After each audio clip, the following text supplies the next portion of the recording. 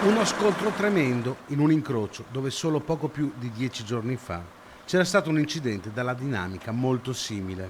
Scontro sabato mattina alle 8:30 all'incrocio tra via Bollana e via San Giuliano a Campo d'Arsego tra un furgoncino Ford Transit e un SUV su cui viaggiava una famiglia composta da mamma, papà e figlioletto di 2 anni.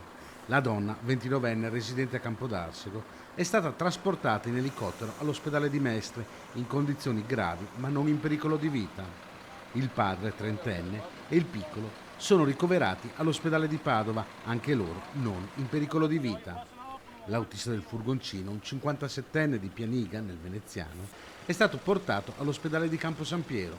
Dai rilievi della polizia locale e dell'Unione del Campo Sampierese, subito intervenuta sul posto, è emerso che l'autista del furgoncino non ha rispettato lo stop, andando a centrare l'auto della famiglia di Campodarsego, che carambolando ha anche abbattuto una centralina dell'Enel, lasciando la zona per ore senza luce elettrica. L'incrocio è stato teatro più volte di incidenti, una situazione a cui l'amministrazione comunale ha cercato di porre rimedio con un progetto da 50.000 euro, rallentato però dalle lungaggini burocratiche. L'invito che fa il primo cittadino, Walter Gallo, è quello di porre sempre molta attenzione quando ci si mette alla guida.